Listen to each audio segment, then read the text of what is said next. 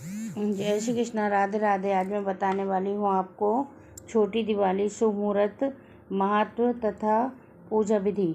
तो हिंदू धर्म में छोटी दिवाली का बहुत अधिक महत्व माना जाता है। इस दिन यमदेव की पूजा अर्चना करने का विधान है। मान्यता है कि ऐसा करने से घर परिवार के सदस्यों की अकाल मृत्यु से रक्षा होती है और घर में सुख शांति और समृद्धि आती है। आइए जानते हैं इस साल छोटी दिवाली के पूजन का शुभ समय क्या रहेगा। तो कार्तिक माह की कृष्ण पक्ष की चतुर्दशी तिथि को छोटी दिवाली का पर्व मनाया जाता है। छोटी दिवाली को नरक चौदस, रूप चौदस और नरक चतुर्दशी भी कहा जाता है। यह पर्व धनतेरस के अगले दिन दिवाली से एक दिन पहले मनाया जाता है। दिवाली के 5 दिन के उत्सव में दूसरा दिन छोटी दिवाली के रूप में मनाया जाता है। छोटी दिवाली की भी अपनी अलग ही विशेषता होती है। इस दिन मृत्यु के देवता माने जाने वाले यमदेव की पूजा की जाती है। मान्यता है कि छोटी दिवाली या नरक चतुर्दशी के दिन ऐसा करने से परिवार में किसी की अकाल मृत्यु नहीं होती। इस दिन यमदेव के पूजन में अकाल मृत्यु और नरक के भय से छुटकारा मिलता है। इस दिन शाम के समय दक्षिण दिशा में यमदेव के नाम का एक दीपक जलाया जाता है, जिसे यम दीप के नाम से पुकारा जाता है। इस वर्ष छोटी दिवाली का पर्व 30 अक्टूबर को मनाया जाएगा।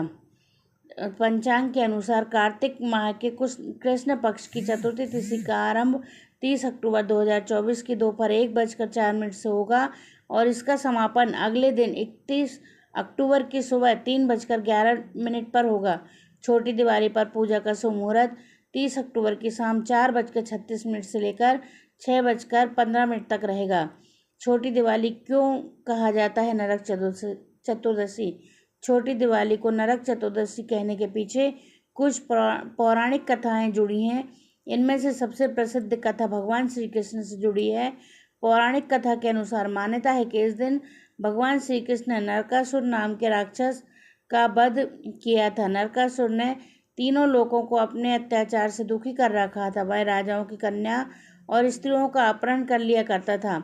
उसने देवलोक पर आक्रमण कर दिया और देवताओं को बंदी बना लिया था। भगवान श्री कृष्ण ने कार्तिक माह के कृष्ण पक्ष की चतुर्दशी तिथि को नरकासुर को मारकर उसकी कैद से देवताओं को लगभग 16,000 स्त्रियों को मुक्त कराया था। नरकासुर के वध और उसकी कैद से मुक्त हजारों लोगों के मुक्त होने की खुशी में लोगों ने दीपक जलाकर अपनी खुशी जाहिर की थी। मान्यता है कि तभी से छोटी दिवाली का पर्व मनाया जाता है। नरकासुर के वध के कारण छोटी दिवाली को नरक चतुर्दशी के नाम से जाना जाता है।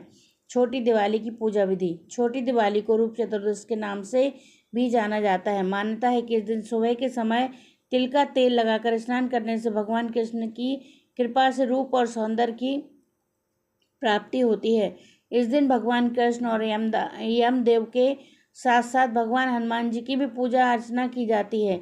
इस दिन हनुमान जी की पूजा का विशेष महत्व माना जाता है। इस दिन स्नान के बाद धूप और दीप जलाकर विधि विधान से हनुमान जी की पूजा अर्चना करनी चाहिए। इस दिन हनुमान चालीसा और हनुमान जी की आरती जरूर करें। इसके बाद हनुमान जी को भोग लगाएं। शाम के समय घर में दीपक जलाएं। मान्यता है कि ऐसा करने से घर में सुख समृद्धि आती है।